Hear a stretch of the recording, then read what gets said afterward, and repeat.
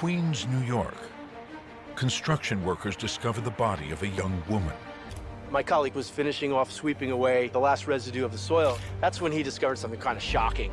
When construction workers in Elmhurst, Queens, struck iron beneath a vacant lot in 2011, they unearthed far more than buried metal. They uncovered a 160-year-old coffin and a woman astonishingly preserved within it. What began as a suspected crime scene soon unraveled into a journey through New York's forgotten history and one woman's reclaimed identity. The day Queens unearthed a secret. On an otherwise ordinary Tuesday in October 2011, a team of construction workers was clearing a vacant lot in Elmhurst, a district in Queens that had long ago been transformed from farmland into dense urban terrain. The sound of heavy machinery echoed across the site as the backhoe operator guided the mechanical arm through layers of compacted earth. He expected resistance from rock or old piping, routine obstacles in a city that had been rebuilt countless times. But when the bucket hit something that rang hollow and metallic, everything about this day changed. At first, it seemed trivial. Workers joked that they had probably found another piece of old pipe, maybe a remnant from a long-forgotten building. Yet, when the operator lifted the debris-laden bucket, the men froze. Within the churned soil lay something eerily human-shaped. Beneath the dirt, there was a faint outline of a body, clothed in white and astonishingly intact. What should have been just another workday suddenly became the beginning of a chilling mystery. Panic spread quickly. No one on site could comprehend how a body could appear so perfectly preserved. The white shirt, the long socks, everything about it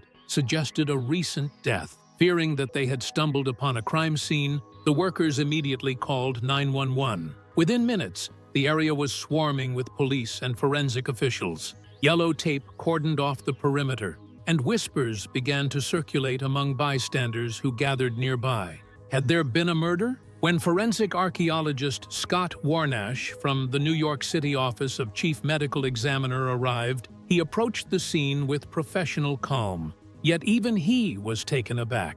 The skin tone, hair texture, and delicate facial features of the corpse were visible, despite the fact that it had been underground. To the untrained eye, the discovery looked recent, shockingly so. But Warnash's instincts told him otherwise. He sensed that this wasn't a homicide. It was history clawing its way back into view. As he carefully examined the surrounding soil, clues began to reveal themselves. The depth of burial was greater than what would be typical for modern graves, and traces of metal fragments near the body hinted at something unusual. When the sunlight struck these shards, they reflected with a dark iron hue, remnants of something once crafted with intention and skill. The archaeologist's initial thought wasn't of murder, but of time. The preservation, the artifacts, even the composition of the earth suggested that this individual had been interred not years, but centuries ago. Still, the paradox remained. How could the body remain so well preserved after all that time? As the team continued to excavate, the story began to take shape. They were standing on land that had changed hands and names countless times over the centuries. Beneath modern Queens, layers of forgotten communities lay buried, each one a chapter of New York's relentless expansion. This particular patch of Elmhurst soil, however, concealed more than history. It hid identity, faith, tragedy, and a tale that stretched back to the very roots of African-American freedom in New York State. By dusk, the site that had started as a mundane construction zone was now a silent memorial. The backhoe's bucket had unknowingly struck through the boundary, separating present from past, bringing to light the remains of a woman whose story had been sealed in the ground since the mid-19th century. No one yet knew her name, her origin, or how she had come to rest there.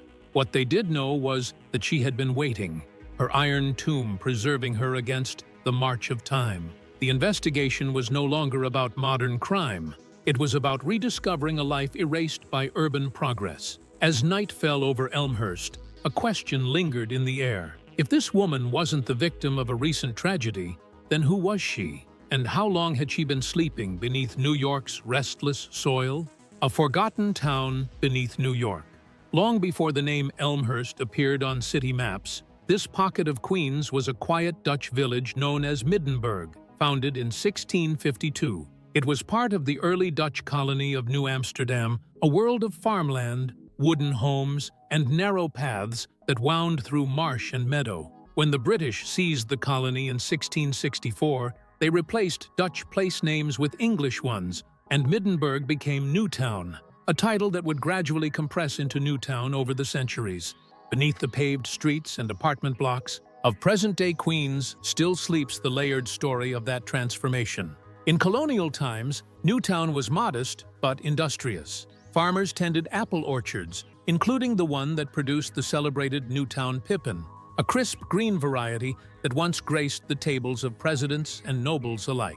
By the late 1600s, the area had gained enough importance to house its own town hall, jail, and tax office. Its identity remained rural for nearly 200 years, marked by church steeples and horse-drawn wagons rattling along dusty lanes. Everything began to change in 1854 with the arrival of the horse-car line, which linked Newtown more directly to Manhattan. Suddenly, the area pulsed with growth. Small cottages became row houses, dirt paths gave way to plank roads, and when the Long Island Railroad extended its line through the community in 1876, commuters from across the boroughs began settling there. The town's rhythms shifted from pastoral to metropolitan almost overnight. By the 1890s, a local landowner named Cord Meyer envisioned something grander. He pushed to rebrand the area as Elmhurst, inspired by the elegant elm trees that once shaded its streets. There was another motive, too. Meyer wanted to distance the neighborhood from the polluted Newtown Creek, notorious for its industrial waste. Thus, in 1897, Elmhurst was officially born, signaling progress and prosperity while quietly burying its colonial identity beneath a new name. Behind a wooden chapel, St. Mark stretched a modest burial ground, shaded by trees and bordered by hand-carved fences. Here, generations of black families laid their loved ones to rest, each grave a silent record of resilience. But as the 20th century advanced, progress proved ruthless. Roads were widened, houses rose, and property changed hands. By 1928, the congregation sold its land and moved, believing they had reinterred their ancestors elsewhere. In truth, only a small portion of the bodies, perhaps 20, were moved. The rest, numbering in the hundreds, remained below the surface. When construction crews returned nearly a century later, they were unknowingly trespassing upon sacred ground that had once echoed with hymns and prayer. The vacant lot on 91st Street looked unremarkable, but its soil concealed lives that bridged slavery and freedom, obscured beneath layers of asphalt and forgetfulness. It's a haunting irony. A neighborhood renamed for its trees ended up uprooting the very history that had taken root there. The streets that now bustle with markets and apartment towers were once the final resting place for New York's earliest African-American community. And for 160 years, those buried souls remained undisturbed, until the day a backhoe pierced their peace in 2011. Could the perfectly preserved body belong to a forgotten member of St. Mark's? A voice from the era when freedom was still fragile and new in New York, the church built by freedom. In the early decades of the 19th century, when the fight for equality still smoldered across America, a small but determined group of freed slaves in what was then Newtown gathered their meager savings to purchase a modest parcel of land. The year was 1828, and the cost, a mere $75, was monumental for men who had once been considered property themselves. Their names, Coles, Doyle, Johnson, and Peterson, may not appear in textbooks, yet their act of faith would echo through New York's history. At first, they did not build a church but a carpenter's shop, a simple wooden structure that soon became far more than its walls suggested. It was here that the United African Society was born, a fellowship of freedmen who met to pray, plan, and strengthen their fragile foothold in a world that had only just begun to acknowledge their humanity. For years, the carpenter's shop doubled as both workshop and sanctuary, its benches serving as pews on Sunday mornings and work tables on weekdays. Eventually, that humble building gave rise to a permanent house of worship, the St. Mark African Methodist Episcopal Church. The AME denomination had long been a refuge for African Americans in the North, a spiritual counterpoint to the oppression still raging in the South. For Newtown's black community, St. Mark's became more than a place to pray. It was proof that freedom could not just be declared, but built. Yet the story of this congregation was intertwined with the deeper contradictions of New York's past. The same colony that had been among the first to introduce African slaves to North America in the 1620s also became one of the earliest to abolish the institution in 1827. By the time the four founders bought their plot, the soil of Queens still held the echoes of bondage and liberation alike. The Dutch had first brought enslaved Africans to New Amsterdam, then a small outpost on Manhattan's southern tip. By the time the British took control in 1664 and renamed it New York, slavery had expanded throughout the region. Even in the early 1800s, 4 out of every 10 households in the city owned slaves. The emancipation that finally arrived in 1827 was both a triumph and a reckoning, a promise of equality shadowed by centuries of injustice. Amid that shifting landscape, the freedmen of St. Mark's carved out a haven for their descendants. Their church stood proudly along what would later become Corona Avenue, its steeple rising modestly against the skyline of wooden homes and orchards. Behind the church stretched a small burial ground, sacred and enclosed, where parishioners laid their families to rest with hymns and scripture. Each headstone marked not only death, but deliverance. Their loved ones had lived as free men and women, and would be remembered as such. For nearly a century, St. Mark's AME Church thrived as a cornerstone of Newtown's black community. Weddings, baptisms, and funerals filled its modest sanctuary. But the march of progress has little patience for memory. By 1928, city planners demanded the widening of Corona Avenue and surrounding streets. Developers sought the land, and the congregation was forced to relocate. The members requested that the remains from the church's cemetery be reburied at Mount Olivet Cemetery in Maspeth. However, only a few of the 300 graves were moved elsewhere, their markers dismantled and their resting place forgotten. What had once been consecrated soil gradually turned into an unremarkable vacant lot, eventually absorbed by urban expansion. St. Mark's itself moved several times before settling in Jackson Heights, where it still stands today as one of Queens' oldest surviving black congregations. Generations passed, and the names of Coles, Doyle, Johnson, and Peterson faded from public memory. Yet the land they purchased, the land that once carried the songs and sermons of the newly freed, remained quietly untouched. Could the woman in the iron coffin have been one of their own? A member of the first congregation who lived, worshipped, and died on the ground those freedmen once sanctified? The iron coffin mystery. When forensic archaeologist Scott Warnash knelt beside the newly unearthed body, he immediately noticed something peculiar. Mixed among the clumps of earth were metal fragments, brittle, rusted, yet distinctly shaped. They weren't random scraps from construction debris, they bore the contours of something once forged with purpose. Warnash examined the shards closely, his experience telling him that these weren't the remnants of ordinary nails or pipes. They were far too uniform, too intricate. Then it struck him. These were pieces of a coffin, but not just any coffin. The fragments matched a rare mid-19th century design crafted from iron, manufactured by a company once based in Providence, Rhode Island, Fisk and Raymond. The recognition sent a shiver through him. In his career, Warnash had studied wooden and lead coffins before, but this design was something else entirely, an artifact that blurred the boundary between industry and mortality. In the 1840s, when the coffin had been created, such a thing would have been revolutionary. The Fisk coffin was patented as an airtight, cast-iron casket shaped to resemble the human body.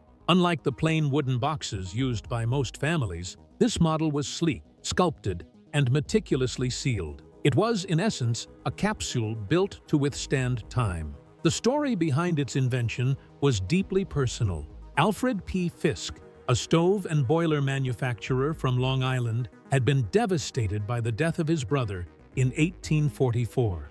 His sibling had died far from home, leaving their family heartbroken at the thought of a distant burial. Driven by grief and innovation, Fisk engineered a solution, a coffin that could preserve the body long enough for it to be transported back to loved ones. His airtight iron coffin design not only prevented decomposition, but also protected against disease, odor, and the horrifying phenomenon of grave robbery, which plagued the 19th century. These caskets were first displayed at the American Institute Exhibition and the State Agricultural Society Fair in 1849, where they drew fascination and unease in equal measure. Priced at around $100, they were an extravagant purchase at a time when an ordinary pine box cost as little as $2. For that reason, the iron coffin became a symbol of wealth and distinction, often reserved for the affluent or the unusually cherished. And yet, here one was, buried beneath an abandoned lot in Queens, surrounding a woman of unknown name and origin. Warnosh couldn't help but wonder, how could someone who appeared to come from modest means have been entombed in such an expensive vessel? As he carefully pieced together the scattered iron fragments, the outlines of the casket began to emerge. Each section was molded to follow the curves of the body, even featuring a small glass viewing panel where mourners could once gaze upon the face of the deceased. It was clear that whoever this woman had been, she was laid to rest with dignity and remarkable care.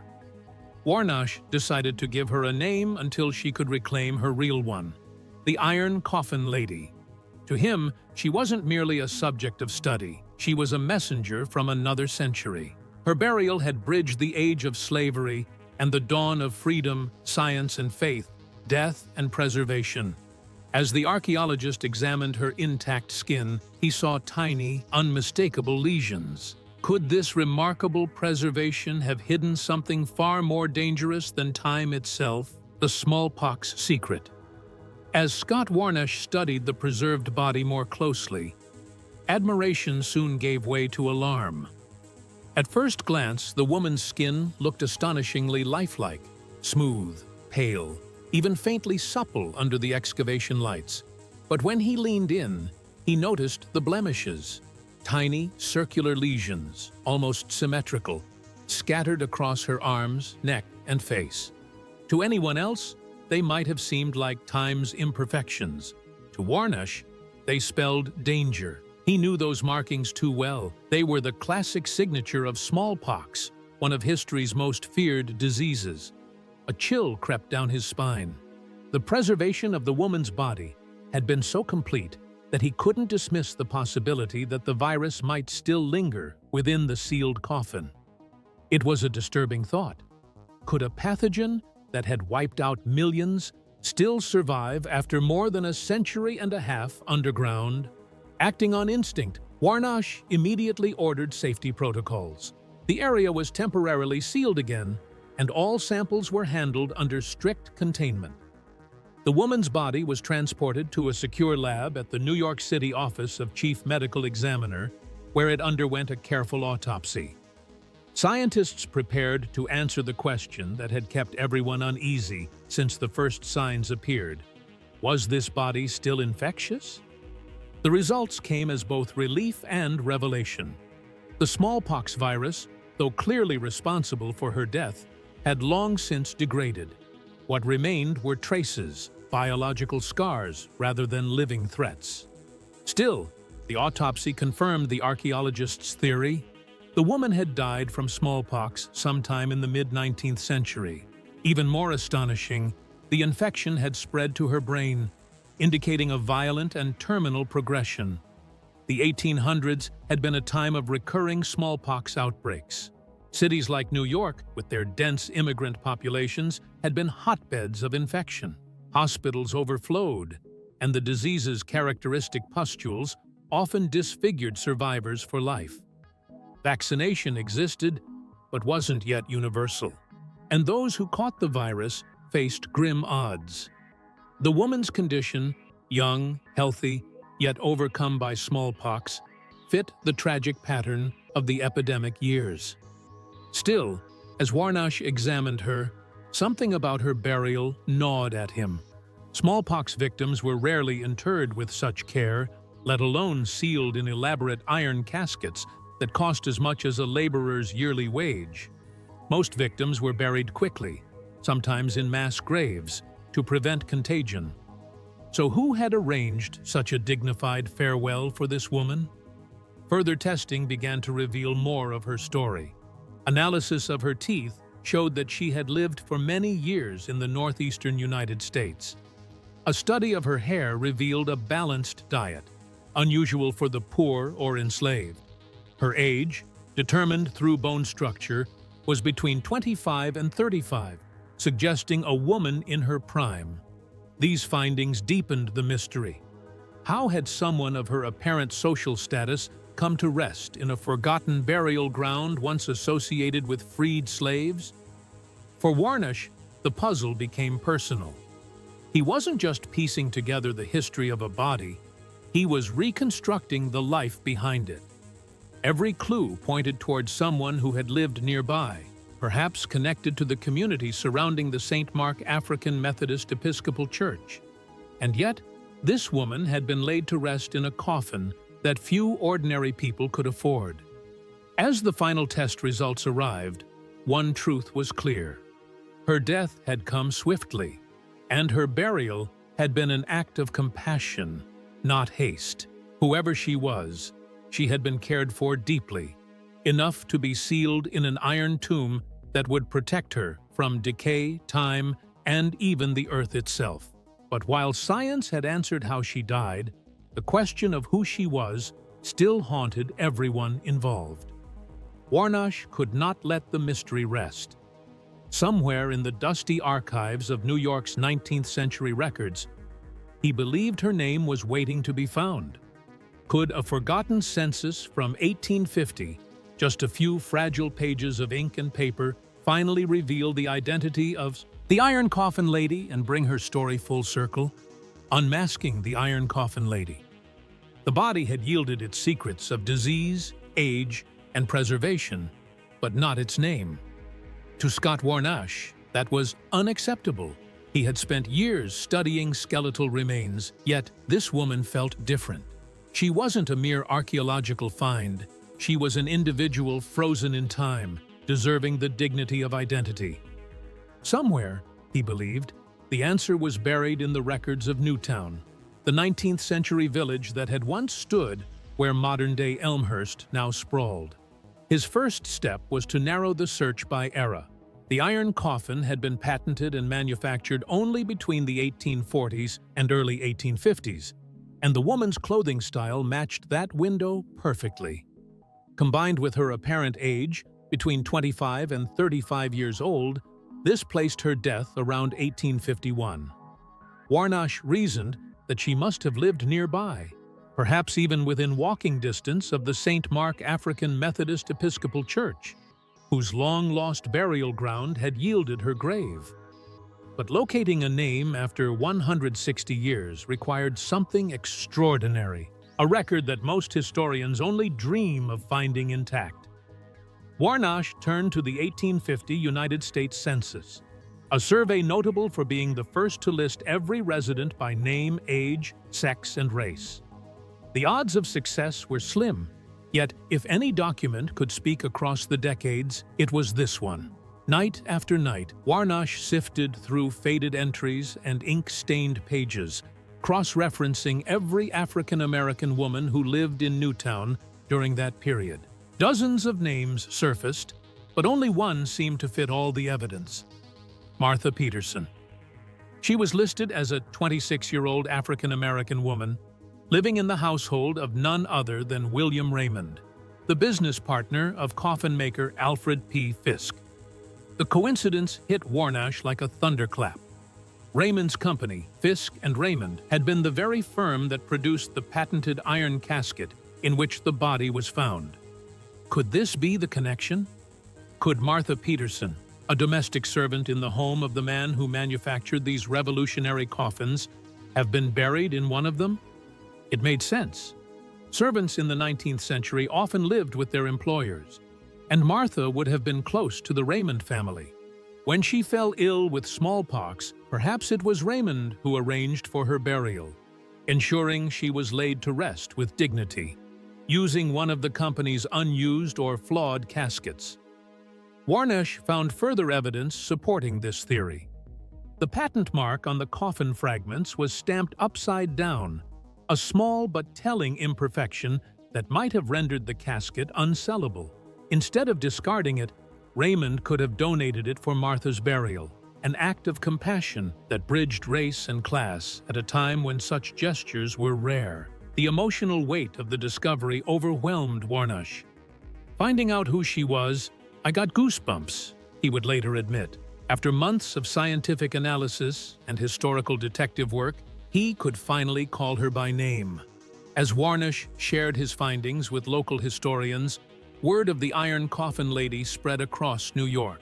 Scholars marveled at how technology, compassion, and coincidence had converged to resurrect a single voice from the mid-19th century.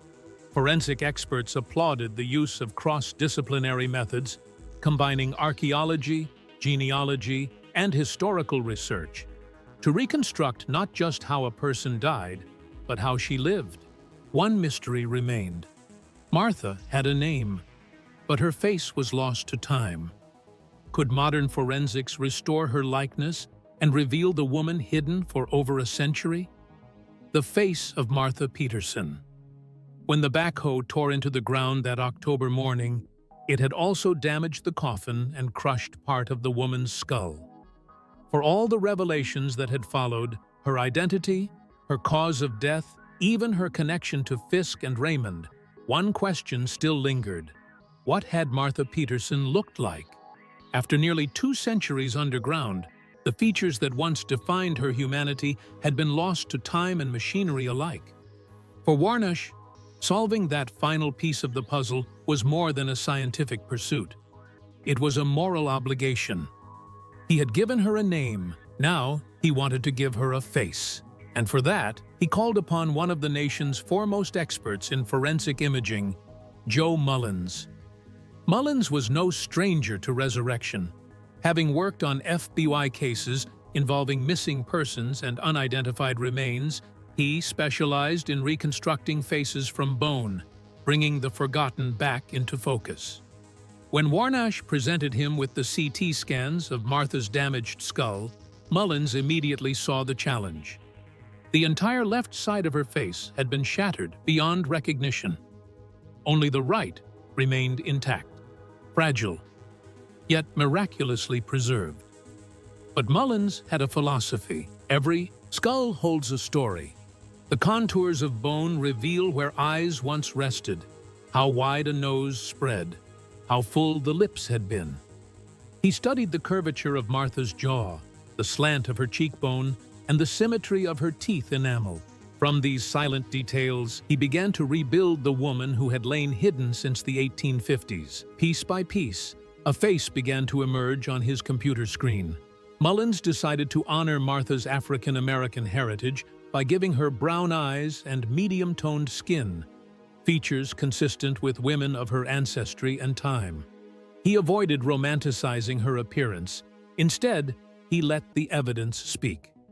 The result was hauntingly lifelike, a calm, dignified expression, eyes gazing forward as if aware of her journey across centuries. "I saw this woman come to life on the screen," Mullins later recalled. "Putting a face to history is remarkable." The image, both scientific and spiritual, made Martha real in a way that data never could. She was no longer just the Iron Coffin Lady. She was a person with a presence, a story, and a face that now looked back at the living. When the reconstruction was complete, Warnosh and Mullins presented Martha's likeness to members of the modern-day St. Mark African Methodist Episcopal Church, now located on Northern Boulevard in Jackson Heights, Queens. Some congregants wept quietly as the image appeared. The woman who might have prayed on their very ground, who had lived and died in faith, had finally returned home. Soon after, the church organized a funeral service to lay Martha to rest properly. Her remains, once disturbed by chance, were reinterred at Mount Olivet Cemetery in Queens, among the few other souls who had been moved there from the original burial ground decades earlier. Hymns filled the air as flowers were laid upon her new grave.